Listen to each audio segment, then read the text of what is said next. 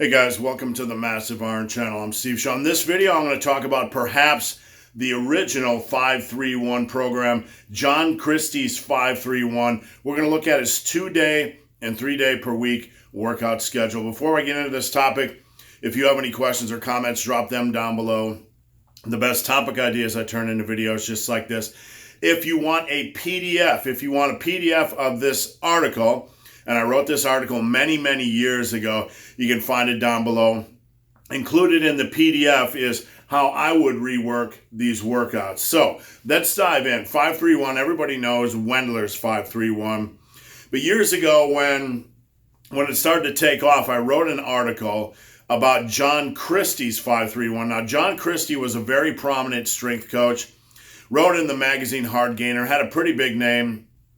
John was a strong individual. He coached a lot of people on 2-day and 3-day per week workout plans. He had a book called Real Muscle, Real Strength, which is almost impossible to find. But in my opinion, it's probably one of the 20 most essential books you could have in your lifting collection. Even if you don't like the minimal type of training, just to have that perspective from one of the best strength coaches who actually coach people, it's worth it. So if you can find a copy of Real Muscle, Real Strength by John Christy, scoop it up, all right? So John Christy's 5-3-1 basically has you doing a 5-3-1 cycle or a 3-week cycle on your big compound movements, squats, bench, and deadlift, all right? Week 1, you're going to be doing 5x5. Week 2, you're going to add 10% over your week 1 weight, and you're going to do a 6x3. And then in week 3, you're going to add 15% above your week 1 weight, and you're going to do a 7x1. Now, at that point, what John Christy recommends is microloading. And obviously, that might be appropriate for some lifts. It might be appropriate for bench to add a pound or 2 pounds or whatever. Microloading was a bigger thing in this type of context, but obviously, we all just need to use common sense. So what I'm going to show you is how he took these 3-week cycles and programmed them in with the rest of the movements he recommended to develop a 2 or 3 day per week program. All right, so here we go. His 2-day per week program, and it doesn't really matter, Monday, Thursday, Tuesday, Friday, whatever the heck you want to do. Excuse me. He would start off with crunch 1x5, and I'm going to break this down a little bit. Then bench 3-week cycle, squat 3-week cycle, dumbbell row 1x5, and back extension 1x5. Now, obviously, that would be heavier work because John Christy was a power building coach. So this would not be just easy work. It'd be the heaviest you could probably do. Second day, side bend 1x5, deadlift, your 3-week cycle.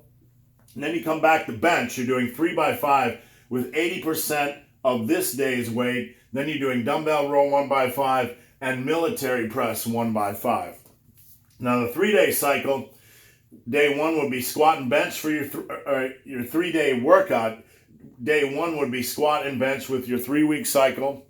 Day 2 would be crunch 1x5, dumbbell row 1x5, side bend 1x5, military press 1x5, and back extension 1x5.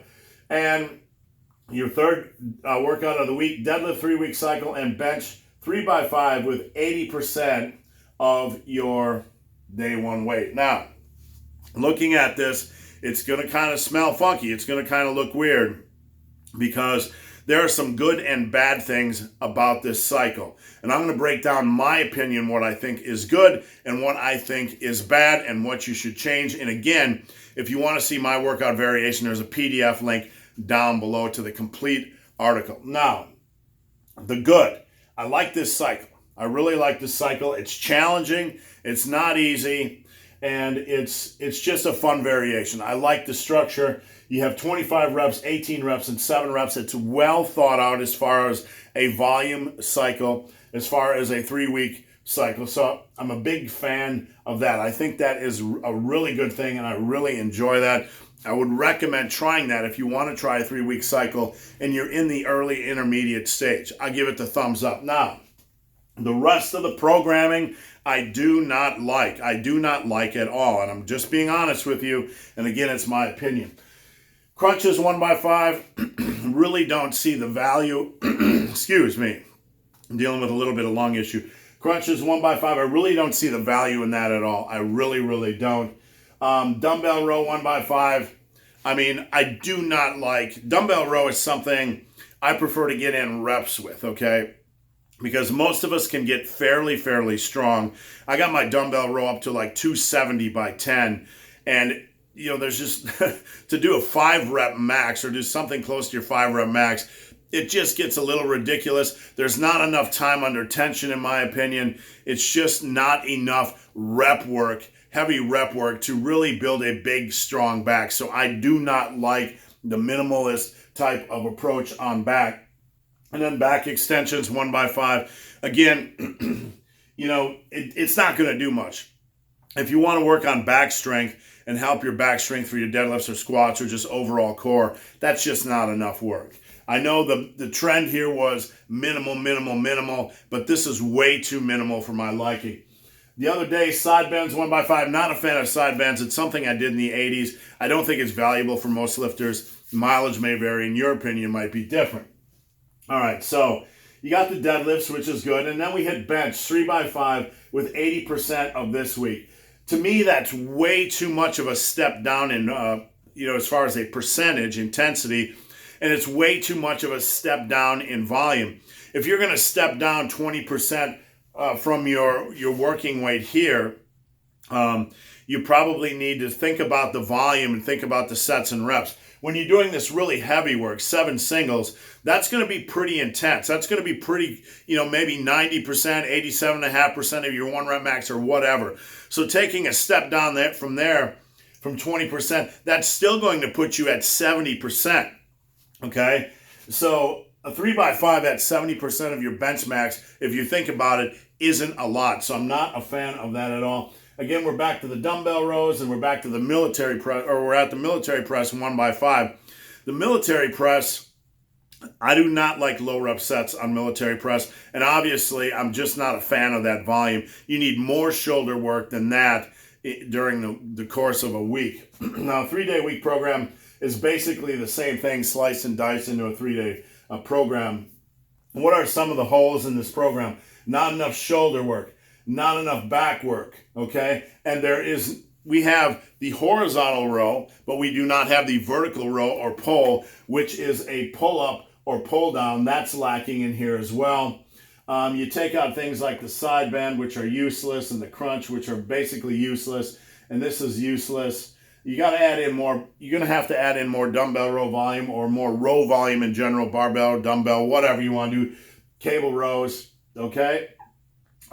Military press should at least be 3 or 4 by 8, and that would be a good start at rebuilding this program. And rebuilding that, you can see you would just slice it and dice it in here. This has more room for volume. So I'd like to hear what you guys think. This is one of the original 531 programs. It's very difficult to find. I had this article, the original article, over on my website, muscleandbrawn.com, many years ago. It's a really interesting topic, one of the first 531 programs. There's some good things about it, there's some bad things about it, and it's a really interesting look at a piece of history from one of the best strength coaches that is no longer with us. Again, if you want a copy of the PDF, check out the link down below. It includes my version of this beast, how I would clean it up just a little bit. So guys, hope this video has been of some help. If you have any questions or comments, drop them down below. If you made it this far in this video and have yet to subscribe to my channel, please do. I'd appreciate the support. So guys, as always, thanks for watching. Have a great day.